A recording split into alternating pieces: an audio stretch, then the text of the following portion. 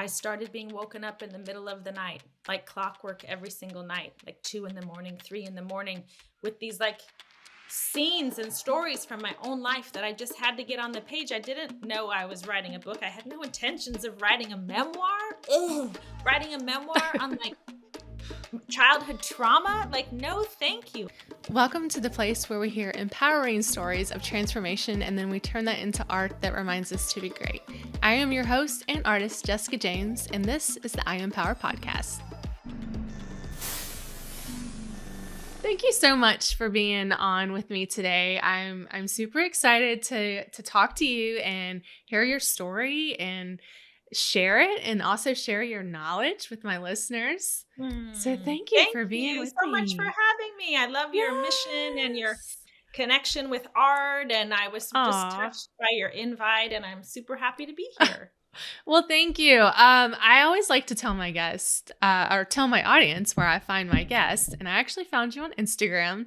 You have an incredible feed, and I highly suggest encourage anybody who any kind of mental health things that they are interested in, and I mean just all around encouragement. Like I feel like you take what you're doing, your practice, and you make it entertaining and relatable. And I just want to give you like high fives on your Instagram feed. It's awesome. Thank you so much. I'm so glad we could connect there. I'm loving doing it. It's been a really important part of my own healing. And so it's even though I'm a psychologist, it's a very personal page. And so I get a lot out of it, and then I'm really touched when other people get a lot out of it. That means a lot to me. Yeah. So I'm going to have you like introduce yourself and tell us a little bit about you and what it is that you do. Because psychology, I know that is, there's a lot that goes into that. There's a lot of different ins and outs. So tell us what it is that you do and what you specialize in. Okay. So I am a clinical psychologist. I have a private practice, where I live here in Los Angeles, and I don't even know how long I've been doing this, a very long time now. And for a while, my specialty was addiction. I'm in recovery long-term myself, 27 plus years now. And somewhere along the way, I started learning about trauma, and that focus became very interesting to me. And it's only very recently that I have understood why I was so drawn to the topic, because I am a trauma survivor. And even though I have specialized in trauma, I've worked in my practice with things like EMDR and somatic experiencing. These are trauma therapies. I still was minimizing my own experience. Like, well, what I went through wasn't that bad, and it doesn't really count. And so, that's a lot of what I'm talking about on Instagram, but it's also, Instagram was a result of me writing a book, a memoir that was about my experiences growing up. And so I feel like I've been in the midst almost for 5 years now, which I sort of can't believe that it's been that long, of a real deep awakening to my own truth and to my own healing. And in a way, finally being able to take advantage of all these tools that I've been learning and honing for other people along the way. I've been able to apply them myself. And now I really want to share that with others, beyond the one-on-one work, which I love. But I feel like if I'm a trauma therapist who didn't know that she had quote unquote real trauma, how many other people are living with these symptoms that they don't understand? They don't know how they hang together. They just think that they're broken, and they've tried all the things, because I've tried them all. And I still just felt this underlying, brokenness, I think is the best way to say it. And so I feel like if I had all this training and information, I sat in trainings with Bessel van der Kolk. You know, he's the doctor who wrote The Body Keeps the Score, sort of like our basic text on Oh, yeah. trauma. And yet I Wow. still had so much shame, like, but I can't use the word trauma. I wasn't in a war. I wasn't, you know, this, that, or the other. So if I've had that Yeah. experience, I just feel like I know I'm not alone. And now that I've been sharing it, I definitely know I'm not alone because of the messages that I get from people. So that's the nutshell. I hope that answers the Yeah, that's end of the like question as answered touching. Yeah, that's so interesting that which is bringing up like a lot of questions like my mind is just like running right now. So, I want to touch on that. Like you do hear that a lot. I've spoke with therapists in the past who talk about compare culture and Mm, how we're in this like really funky place and you see the like and I don't know if it's just again the algorithm I've said this before, like knows me. So it brings yeah. up, the things that it knows that I want to see. And I want to see things about trauma and mental health. Mm, And you see the word trauma being used a lot more now than yeah. from my experience in the past. And so, like you said, when you say the word trauma, you think of like serious injury or, not trying to be too graphic, but like sexual abuse, Right. childhood sexual abuse. So you think of the Yes. word trauma, you think of these magnetic, like huge things that just, and again, speaking with a therapist in the past on the show, she made the comment of how the brain, you know, computes trauma differently. Everyone's trauma is different in their brain. And so I can't use like the scientific, you would be able to tell me more of what I'm trying to say here, but like, trauma is valid and we don't have to put this like heaviness on this word. What I Right. experience, if it caused a traumatic, you know, response in my body, in my brain, it's the same as someone she used the word 9/11. So, or, Right. use the reference 9/11. So, you know, that's so interesting to me that so I guess let's back it up a little bit. Yeah. And so you experienced childhood trauma Right. and now you are a psychologist. What made you go into psychology? And, because I want to talk about you going through that and then not realizing that you had some things that you had to deal with. So like, let's start at the beginning. What made you go into this field? Well, it's such a good question and a complicated question because I would have given you a different answer, I think, not that long ago.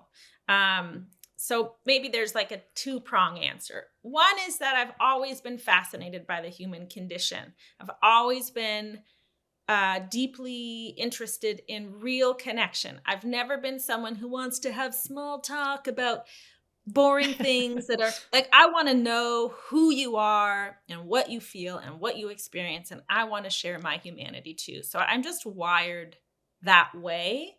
Um, so with all of my friends, growing up, I'd be the one that they called to talk about the things. And so I think there's just a personality match, that kind of led me. But I also believe that part of my eventually going to school and continuing my training is that I was trying to figure this thing out. So, in other words, it was a trauma response that I went into the field of psychology because I felt like I was broken and I wanted to understand. And I wanted to put things in context. I was just hungry to land in a place of something like objective. I was longing for that. And I think a trauma response in terms of growing up in an alcoholic home, growing up in a home with a narcissistic stepfather. I learned that I sort of had to have a certain currency in relationships, and that I don't have inherent value. I don't have inherent worth. I don't just get to belong.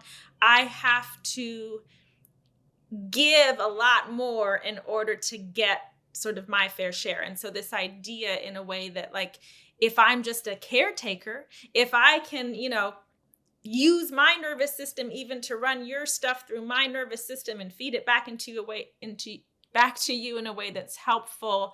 It helps me to feel safe in the world, right? So I can really see even my career path now as an extension of my trauma. I'm not mad about that.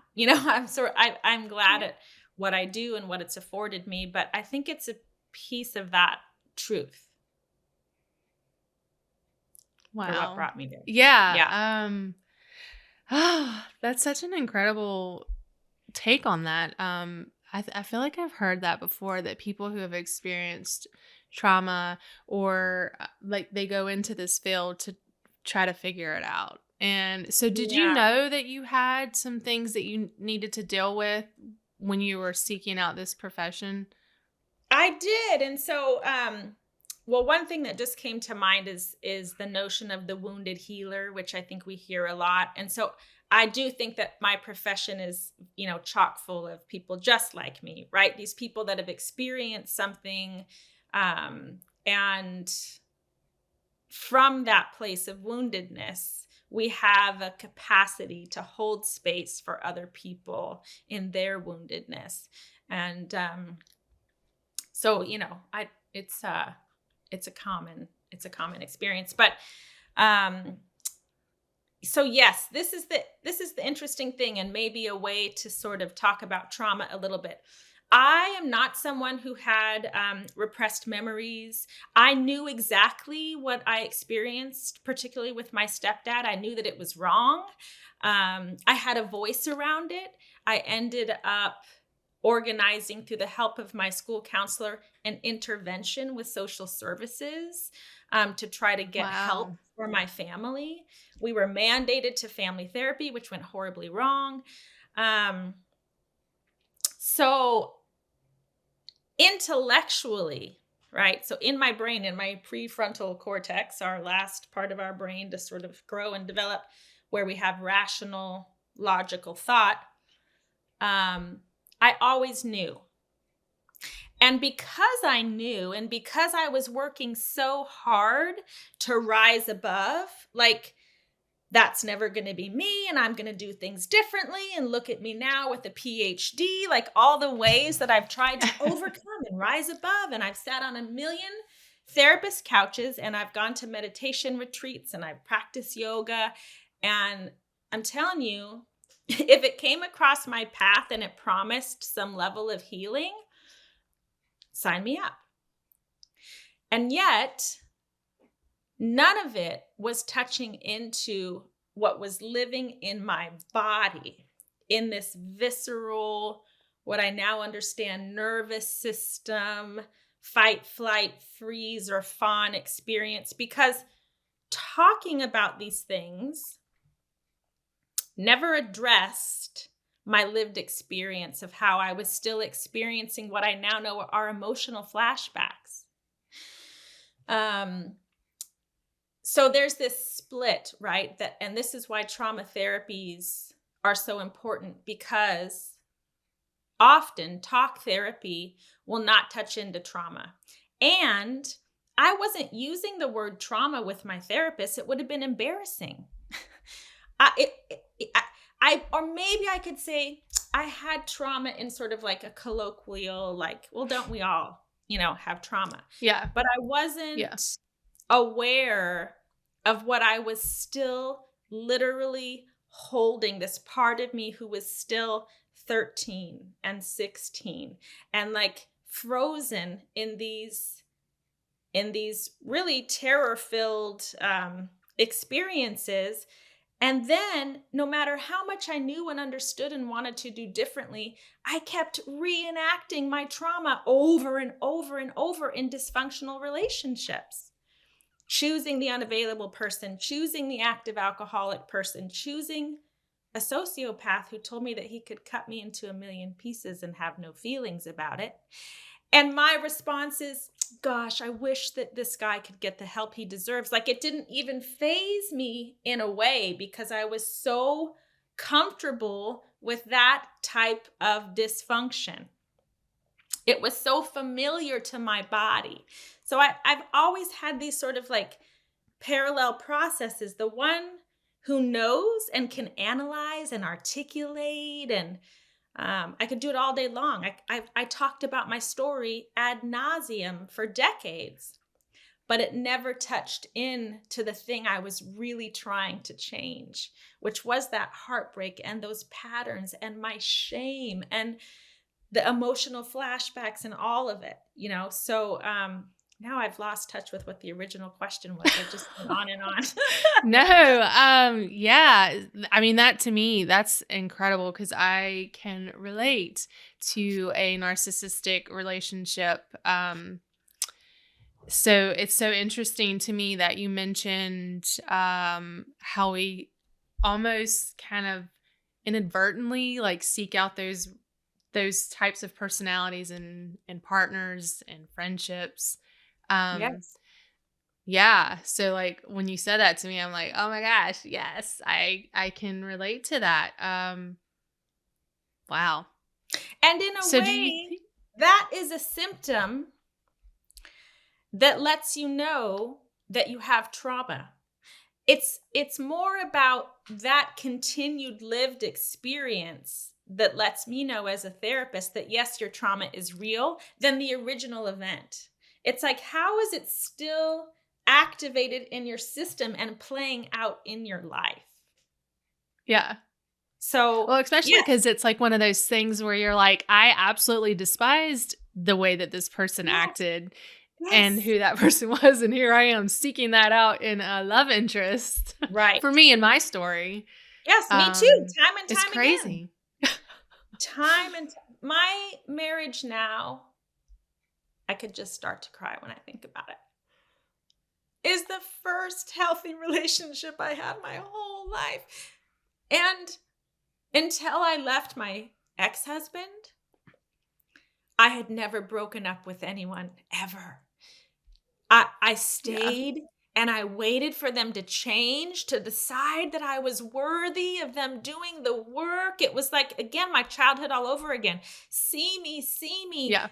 decide that I'm worthy of you finally, like whatever it was, getting sober, getting healthy, going to therapy, like Oh my and so I gosh. stayed and I would like, you know, bleeding, being drug across the ground.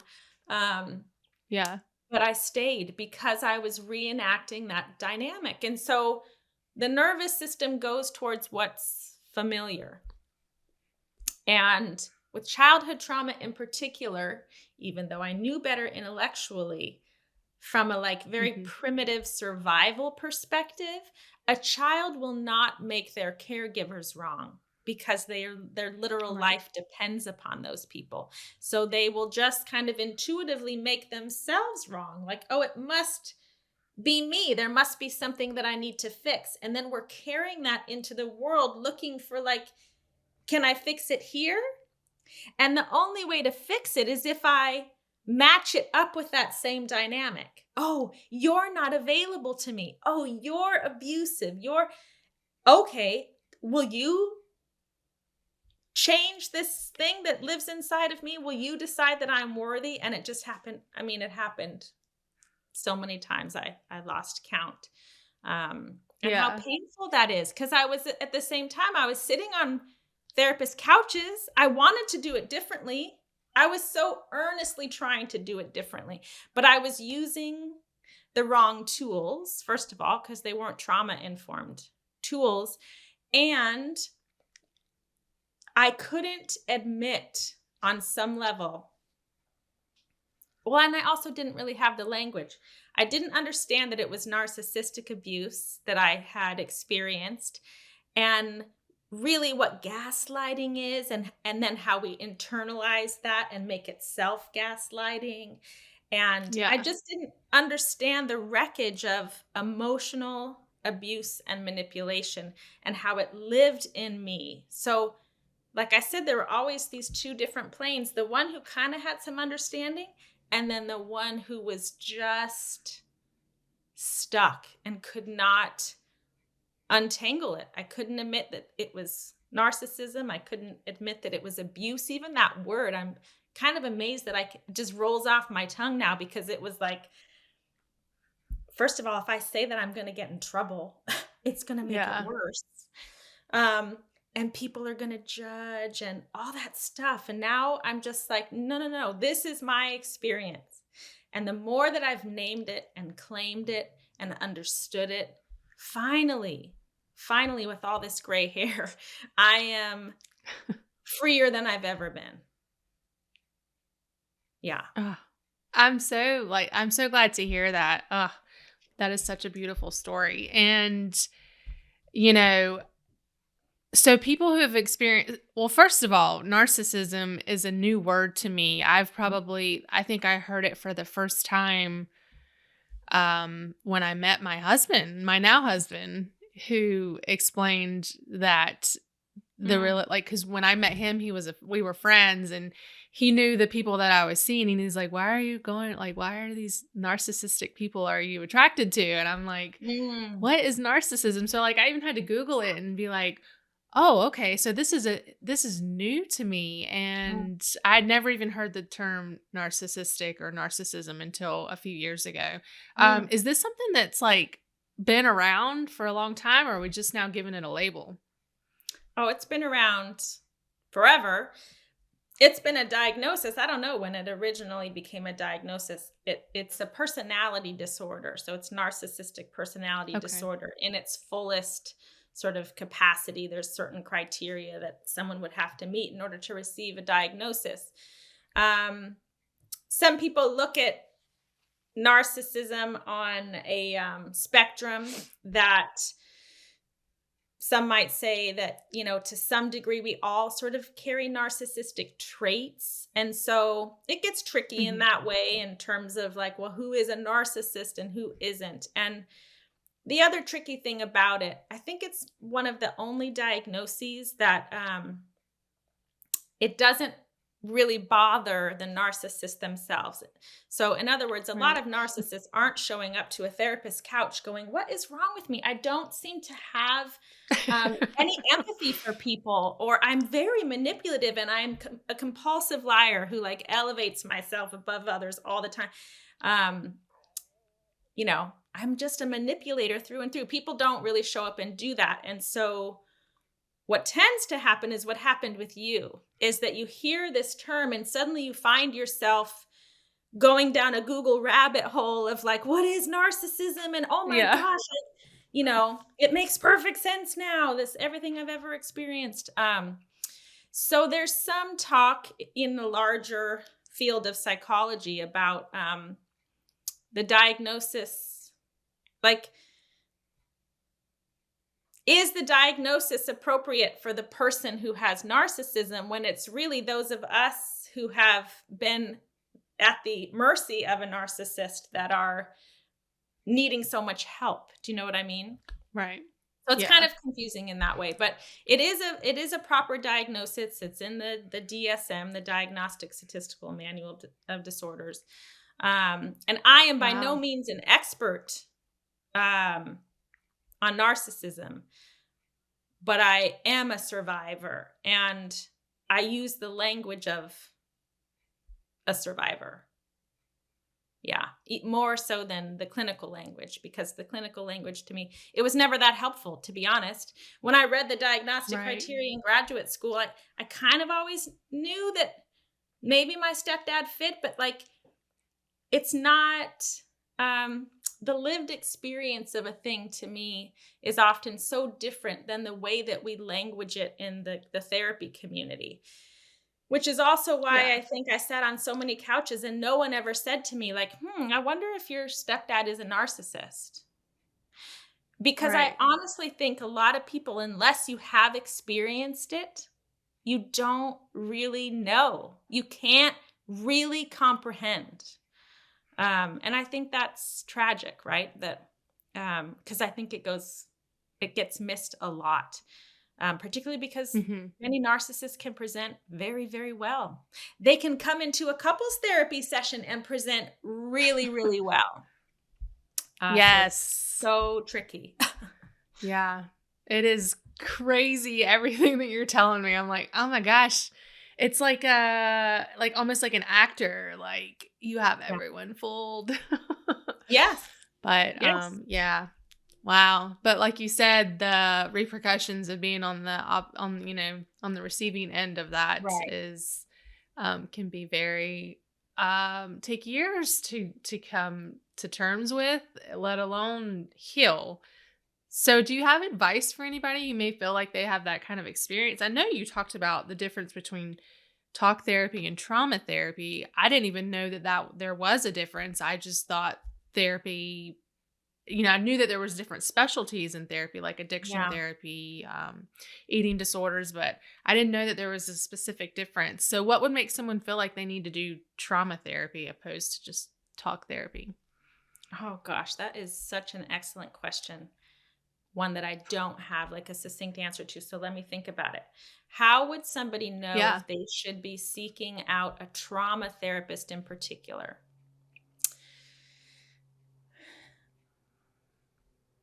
So it's so tricky because depression could be related to trauma. Anxiety can be Right. related to trauma. This is my bias. Okay. So I'm not speaking Yeah. for all people. My For all. bias is that I would want everybody to see a therapist who, at the very least, was trauma informed. And I would Mm, ask that question before I went and saw someone. Are you trauma yeah. informed? Because I understand that there's something about the nervous system and the way that we are wired that can deeply impact our mental health, but I don't know what that is. And so I want to make sure that you're looking out for that. I would want to Yeah. ask that question. Also, if Yeah. you know that you've experienced something that maybe you've even found yourself minimizing. I may have already said this, but the title of my memoir is Maybe It Wasn't That Bad. So, if you have found Yeah. yourself saying those minimizing type things, those comparative type things, um, chances are you have a traumatic experience that you keep trying to kind of override and figure out and stuff it down and package it, and it's not going to go away that way, right? And then there's a whole host of different types of trauma therapies. And, I'm loving Instagram as a free resource for people. So go and do a Yeah. hashtag of trauma recovery, trauma healing, trauma therapy, nervous system regulation. See if some of those things look interesting. If some of those tools that people offer, and there's many on my page, if they work, if they resonate. I think there is a way to become a better informed consumer by just doing some of that little bit of groundwork, right? Like searching a couple hashtags and going, oh, Yeah. that's me. They're talking about me. Hello, beautiful. I just wanted to pop in here really quick and remind you that if you love what you're hearing and you want to hear more of it, don't forget to like and subscribe to our channel so that you don't miss next week's episode of I Empower. And if you're feeling extra generous and you would like to give us a review, we would greatly appreciate it. Those help bump us in the algorithm so that more people are able to find these empowering stories to help them. Also, don't forget to check out the art that goes along with today's episode. You can do so at iempower.club or on Instagram at IEmpowerClub. And if you personally feel connected to the story and the art and you would like to purchase a limited edition print that goes along with it, you can do so on our website. As a reminder, all of the art sales go to support the podcast and help us continue this mission each week of bringing you empowering stories. All right, back to the show. Oh, yeah, most definitely. That's such great advice because, sometimes social media gets a bad rap, but I think that if you're partaking in it in a healthy way, you can really do so much healing on your own. Yes. I know when I started this project, again, talking about the algorithm and like the stuff that just comes through my feed is Yeah. beautiful, like even on my Mhm. discovery page. And so, I Mhm. think it's great having access to those tools. And there are people just like you that have so much education on their feed, informative, actionable steps that you can do on your own. And I just think that that's amazing. It really is, and I agree. Listen, there's a downside and a shadow side to social media for sure, and I experienced it too. But in terms of a community, like I'm I'm not kidding. I've been on doing this page for maybe 9 months now. What it has done to my own healing in terms of sharing my story, but also learning from everybody else, clinicians, survivors, um, between writing my own story and then getting willing to share it, it has been the most healing thing I've ever done out of everything I've ever tried. Just the sharing in the community and the naming and I mean, I'm profoundly, profoundly grateful that it's there. Yeah, I love that you're saying that because a lot of people that I've talked to on the show who have dedicated their platform to sharing their story have talked about the therapeutic benefits of just talking about it. Just having that, Yeah. even if like you don't, respond to comments or whatever, but just like almost like getting it out, just like gets it Mm. out of your body and can make it so much better. Yes, that's been my I experience. love that you say that. Yeah. I love that for you. That is amazing. Mhm. I do want to ask you, I noticed that a lot on your feed, you talk about complex trauma or Mm. complex PTSD. I've never Mhm. heard those terms before. Can you tell me what that is? I can. So, this is where I think a lot of people find themselves confused because they associate PTSD, and I did for a long time, really primarily with, like you said, war veterans and people that have had, you know, Yeah. horrific It's car such a strong crashes. like word. It is.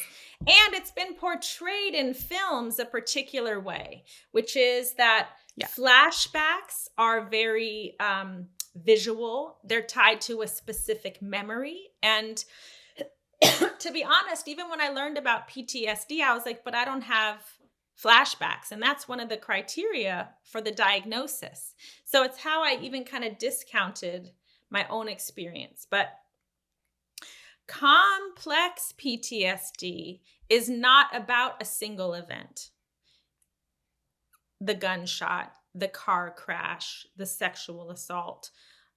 It's about a combination, often in childhood, when we're talking about childhood pervasive developmental trauma, it's the experience of this neglect and that terror and this horrible thing. And it's the combination of a lot of things that over time have created this pattern of fixity, of stuckness in the nervous system, of dysregulation. And so complex trauma tends to be relational trauma in relationship to another human being or people. And it does share, this is where I'm not going to be able just to tell you off the cuff, but I have it delineated on my page somewhere, and lots of people do the specific criteria for both PTSD and CPTSD. They share a lot Mhm. of the same criteria, but then there's a split where complex trauma kind of extends beyond even the diagnosis criteria for PTSD. And one of the things I learned, Pete Walker, he is a therapist and I think a fantastic resource for complex trauma. He has this incredible website. I think if you search Pete Walker therapy or trauma, he'll come right up. And he's written all these articles. He's written a wonderful book as well. But he's written about emotional flashbacks. And emotional flashbacks meet the criteria for complex PTSD. And the way that Wow. that plays out for me, I think I've already sort of referenced it here, is that I'll be kind of going along and someone's tone of voice, or it could be triggered by all kinds of things that seem very minor, but I go into this feeling like I'm going to get in trouble. And it's going to be big trouble. Like I'm about to go into lockdown for months, this experience of sort of being completely grounded. And I'm 47. I'm not going to be grounded anytime soon. I'm a mom. you know, Yeah. um but this is an emotional flashback. I talked about it on my page just the Yeah. other day about my husband who was present and loving and wonderful. He will just do something in his life, but I'll perceive it as a threat because I'm still kind of hyper Yeah. vigilant and I'm like surveying the lay of the land, like where's the other shoe going to drop? And so even just the way that Yep. he's loading the dishwasher, something about it, I'll be like, "Oh God, he's mad at me." And I'll Yeah. go into this state where it feels so real. It feels like it's happening now. It's happening now and I'm on guard. And so these types of emotional flashbacks are a significant, in my experience, part of CPTSD. And even having the language for that of going, oh, I'm not just crazy, like thinking my husband's mad at me all the time. My nervous system was wired to be hypervigilant Yeah. to protect me from threat. And so when I notice that and I see that I'm triggered and I'm dysregulated, now I have some tools. I did this spontaneously. I put my hand over my heart because this releases oxytocin. Oxytocin is the bonding hormone that we get when we hug our partners and we like nuzzle a baby into our neck, but we can release it by ourselves for ourselves just by putting our hand on our heart. Oh. It made me take a spontaneous breath, which it makes me do almost every time. A spontaneous, deeper breath is a signal that I'm coming back online, that I'm feeling safer in my body. So I can do simple things like this. I can say out loud to my husband, "Are you mad at me?" And he'll go, "What are you talking about? I'm just loading the dishwasher." And I can go, "Oh, okay, because I thought that the way you did Okay. this, da, da, da, da." Maybe I can ask him for a hug and I can self-soothe and I can co-regulate with him. And I start to use these tools to come back into my body in a way that feels safe and I feel regulated, as opposed to staying in this dysregulated state all the time, which is why I say trauma can present as anxiety. Because if I don't know Wow. these things, I go and I call a therapist and I go, "I'm just worried all the time." Right? Well, there's a reason that I'm worried all the time. And it's related to my threat response that's on high alert. And learning how to regulate that is very different than going, let's cognitively look at all the things that you're worried about and see, let's do a reality check on those and see if we can replace them with these other thoughts. It's like that is not going to help with a trauma response.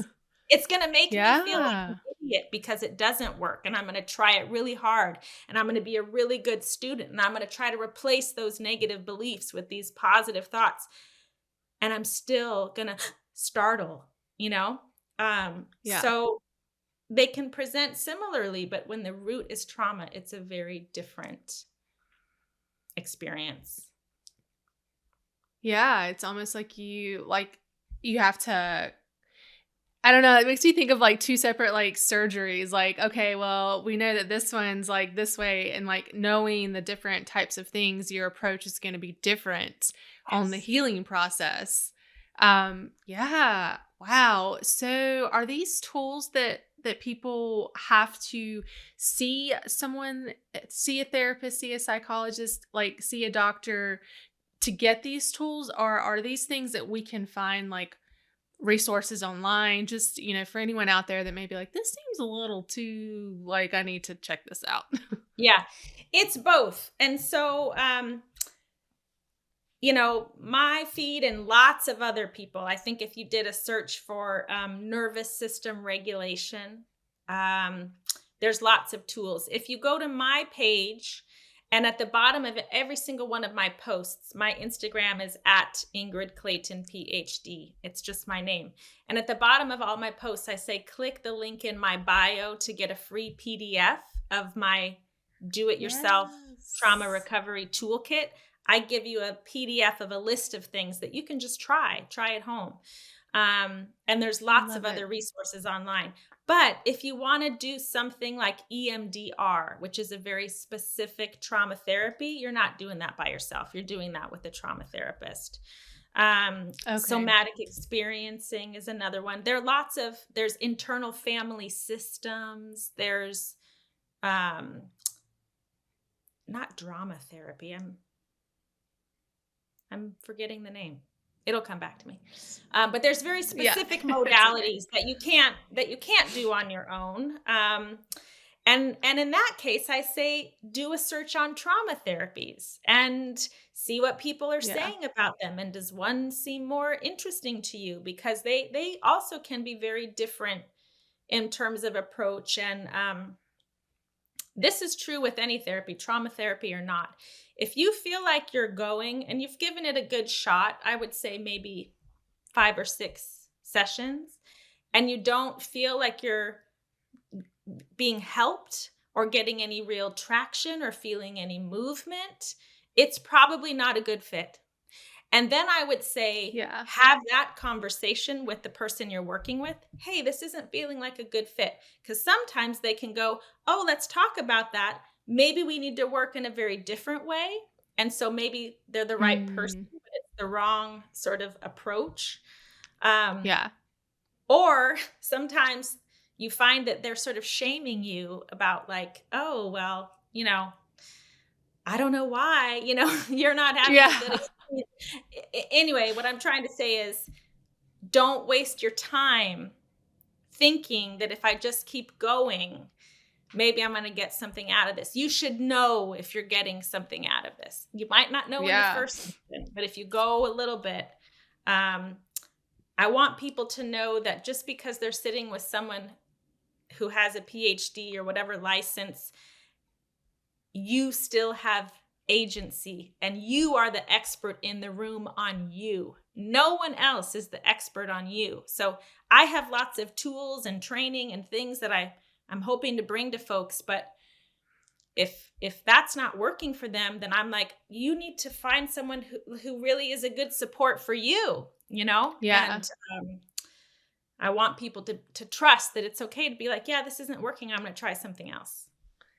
Yeah, I think that's such an important thing to say because I think of myself and my trauma response would be like, I don't want to speak up and I don't want to I say that know. this doesn't feel. Maybe it's just me. Like maybe I just need to keep like, so it is Yes. important like you said that if you're not like we know our bodies, we know our Yes. minds, and if it's just not Yes. clicking pretty soon and also like how soon you would know if something felt like it was really working and not being So afraid trust to that. speak up because I know yeah, because I think that me again with my trauma and the experience that I'm a people pleaser or just doing whatever you say kind of Yeah. situation and not wanting to hurt anyone's feelings.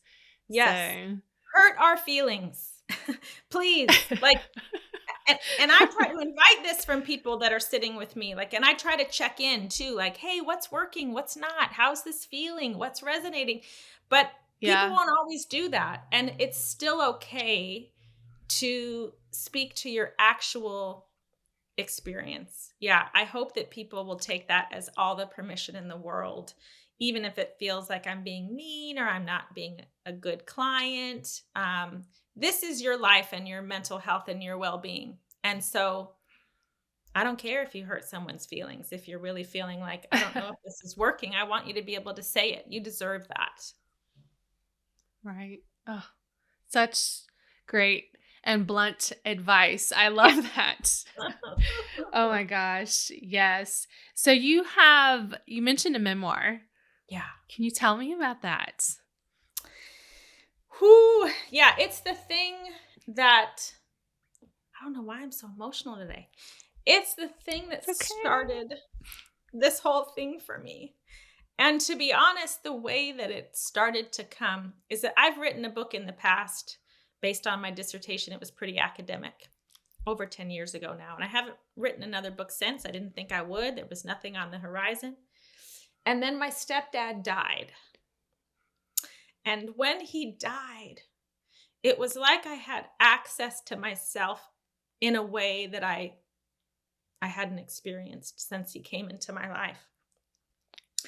So that started it.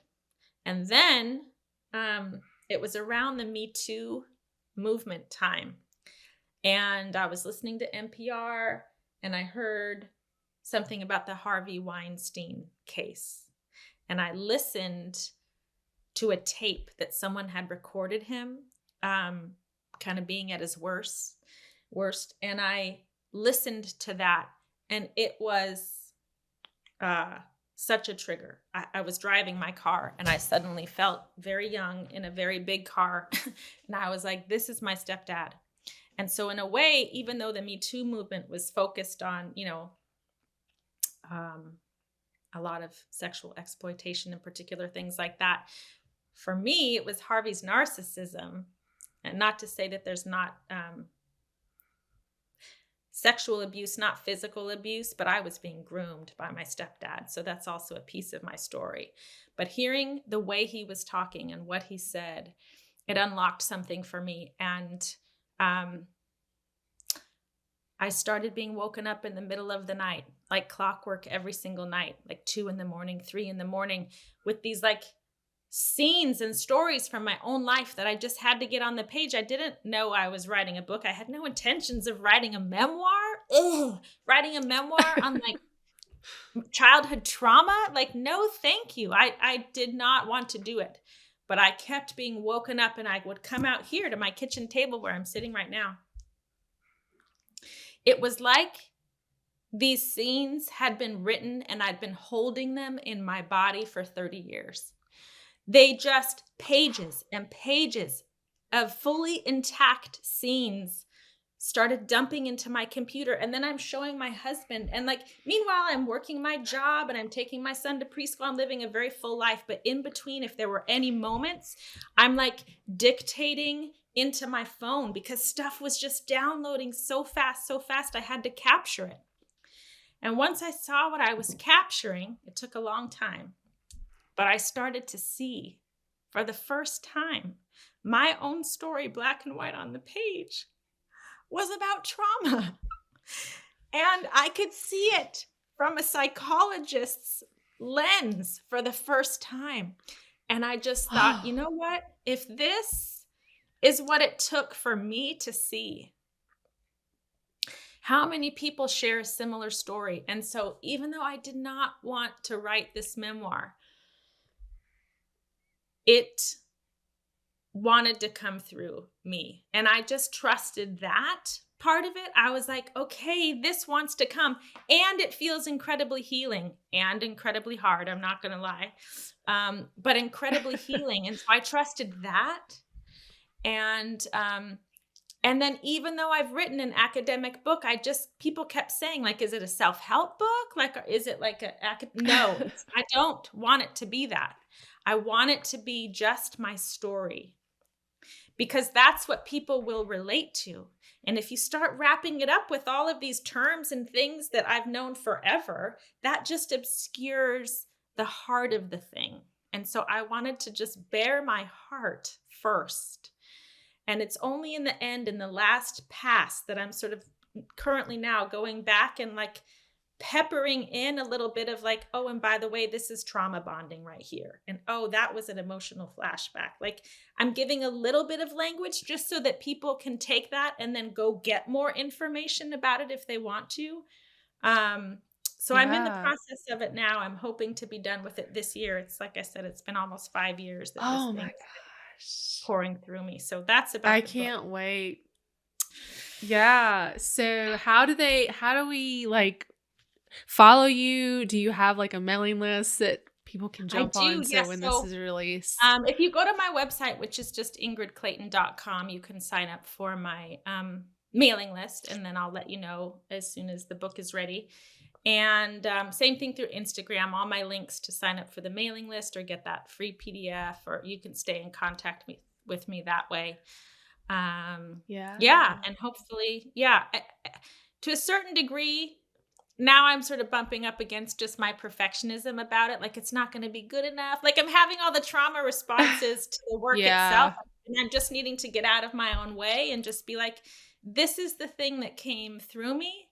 And I need to just trust that and put it out there. And I'm hoping that it's helpful for other people, but I have to remember that it has been the most helpful thing I've ever done for me. And if that's all that it is, that was worth it. You know what I mean? That was Absolutely. Oh my gosh. And you guys that are like watching this, like my face is just it's someone's cutting onions over here. Oh my gosh. Thank you so much for sharing that with me. That Mm. it's a beautiful story and it's relatable. I do have a couple questions that I like to ask all my guests. So if you don't mind, we'll Okay. jump into that. What would be the best piece of advice that you would tell a younger version of yourself who is in the thick of struggle if you had just a few moments with them? What came to my mind so loudly, like I want to scream it, and it's the advice I just gave to other people if you're going and sitting on a therapist couch. Trust yourself. Trust yourself. Trust yourself. That's it. That's It's it. that easy. Yeah. That's simple. Not that easy, but Not that easy. simple Not is what I easy, but mean. that's simple. Not Yeah. easy. You can trust yourself. Ah, yeah, Yeah. I love it. Oh my gosh. Oh, and my last question, which is my favorite question, is we like Oh. to talk about stepping into our power and not thinking of that Mm. as a bad thing. How would you Mm. describe or how would you think of the type of power that you try to step into every day? The way that I have been thinking about my version of that question is related to my voice, to have a voice, to not feel afraid to speak up when I go, am I about to get in trouble? Or are you mad at me? Or I can't say it was trauma. Maybe it wasn't really trauma. Um, Maybe someone's going to judge me. Maybe this is going to come off as mean. Um, I've had to stop privileging whatever I was afraid anybody else was thinking or doing and just create space for me to be me and to have a voice around it.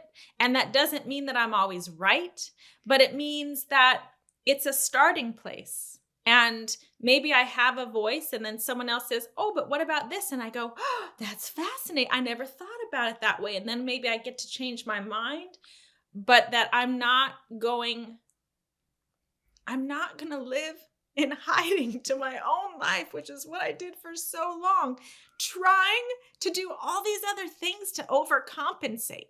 Well, maybe if I get married, well, maybe if I have a private practice, well, maybe if I write a book, well, maybe if I mean, I've done so many things to try to overcome me. And I think being in my power is just being me in all my flaws and all my silliness, even, and all of my inarticulate or articulate, or it's just owning all of it. And in that, I'm so much less ashamed. Because if I'm constantly trying to overcome me, what I'm telling myself every step along the way is like, you're bad. You're broken. We don't want people to see the real you. Like, right? And the more that I let people see the real me, the less I feel ashamed, the less I feel alone. The more community, and that is power, is this connection to something even greater than me. When I let myself be me, I get connection to something even greater than me. And it just feels like it keeps expanding and expanding. And yeah, that's how I would answer that question. Oh my gosh. Oh my gosh, just I'm speechless right now. I am. Mhm. You have such an incredible story and so much knowledge that you're just generously giving out every day. Look at me, I'm like fumbling over my words. Like I said, I'm speechless. But thank you so much for sharing your story. I will make sure that I link all of your social medias and your website below so Oh, that great. anybody that would like to give you a follow, yes. And like I said, just constantly sharing like relatable information and actionable things that we can do in our lives to, live a better one. But thank you, Ingrid, so much for being on today. Thank you for having me and for doing what you do and giving your voice, to others and creating a platform for people like me to come on and share our experience. Like this to me is powerful. This is powerful. This conversation was powerful. I feel equally moved by it. So thank you so much. It's a gift. Thank you so much. I want to thank you guys so much for tuning in today. I want to thank my guests again for sharing their incredible story of transformation with us. I have linked their social medias below in the show notes so that you can give them a follow through their journey. Also, don't forget to check out the art that goes along with each week's episode at iempower.club. If you personally feel connected to the art and you would like to purchase a limited edition print that goes along with it as your own reminder to step into your power, you can do so at our website. Don't forget to follow us on Instagram at iempowerclub, on TikTok at iempowerclub, and of course, YouTube at iempower. And don't forget to like and subscribe so that you don't miss next week's episode of I Empower. See you then.